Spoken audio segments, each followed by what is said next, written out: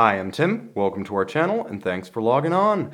Well, I can never open as well as a minute repeater, so the first word and the last will have to be dedicated to my little friend here, but today we are discussing the FP Journe Repetition Souveraine, the minute repeater, 40 millimeters in stainless steel, that was first shown in 2008 and bowed in 2009.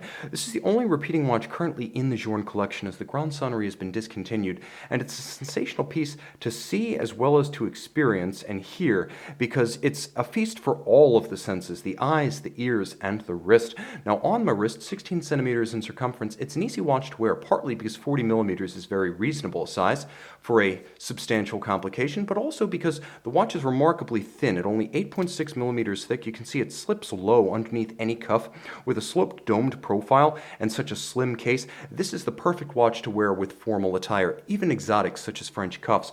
Lug-to-lug, the watch is a very reasonable 47.6 millimeters, and you'll find that even a wrist as small as 13.5 centimeters circumference can wear this one with security as well as panache. Now moving out a little bit, I want to show you the watch in proportion. You can see that it does fit easily on a smaller wrist. It looks great. It feels great. It's a little bit lighter than you'd expect because as a stainless steel FP Journe, it doesn't have the heft of the double precious metal watches, case and movement, though it does feature an 18-karat caliber inside. The strap that's fitted is perfectly keyed to the dial, and the dial features an unconventional font color for FP Journe. Typically he uses black on silvered bases. Here it's a regal royal blue, and the strap is colored to match. A dark navy blue with a monotone stitch, large rectangular scale, matte finish. You can see it features folded edges and a small circular scale pattern on the underside, the better to endure over time. Gator on both sides makes the strap last longer. It's a little bit more expensive, but on this watch it's worth it. Pull tab spring bars to easily and quickly remove the strap for cleaning,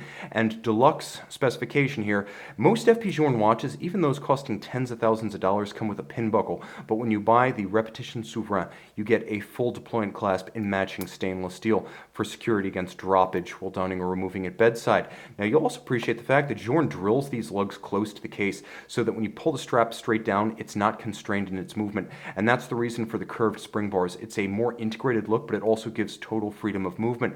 You can see the case construction's a bit unconventional, as there is a circular slide that actually runs all the way around the case, and you can see the grip for actuating the slide is remarkably low in profile. You could almost miss it from head on. This is a remarkably discreet repeater slide, and I like that fact.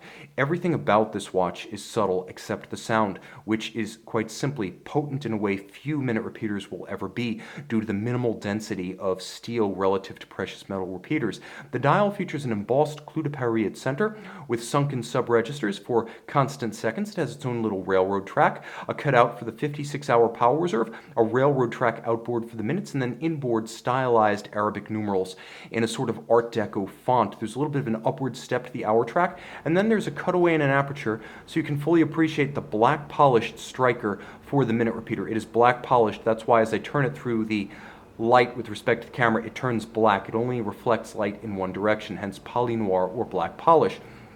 Now turn it all over, and the watch features an extraordinary caliber 1408. 14 because that's its size in traditional French lean, and 08 because, well, that's the year work started on the watch. It's an 18-karat red gold movement, red gold plates as well as bridges, and you can see it features twin mainspring barrels in parallel for a very even torque release from max wind to minimum wind. It features a free sprung balance that beats away at 21,600 vibrations per hour, and the size of the balance, not its beat rate, is what helps it to offset the effects of bumps, vibrations, and shocks on the wrist while keeping good time. It's free sprung for durability, a little bit like a sports watch architecture, and you can see FP Journe has hidden the drivetrain for the movement by actually arcing the drivetrain, the center wheel, third wheel, fourth wheel, underneath the dial side of the watch. So you have the hidden train, with the result that you see the escape wheel turning away, but you don't see its motive power. You see the barrels, you see the escapement, but nothing in between. Cote de Genève across the movement, you can see there's an engine-turned perlage across the base plate and a mirrored anglage on the edge of every bridge as well as within the jewel countersinks.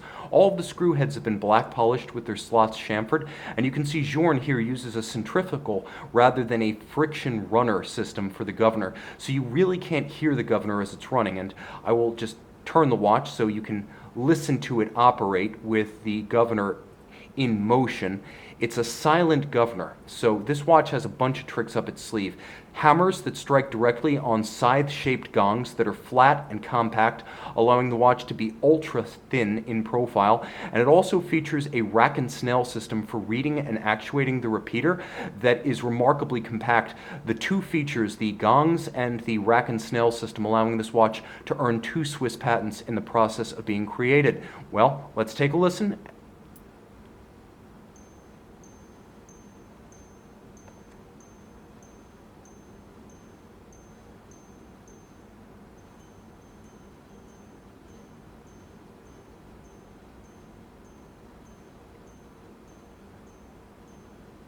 Notably absent, any governor sound. It is a very quiet repeater with the exception of the gong strike. Now the timepiece uses the same gong to strike the hours and the minutes, so in addition to having a brighter and louder tone and sustain than a conventional repeater, it also has an entirely different musical cadence than a conventional repeater. Adjusted in 6 positions like a chronometer, it's also a very accurate watch objectively. This watch, the total package, is the FP Journe Repetition Souveraine. See it and make it yours on the watch box.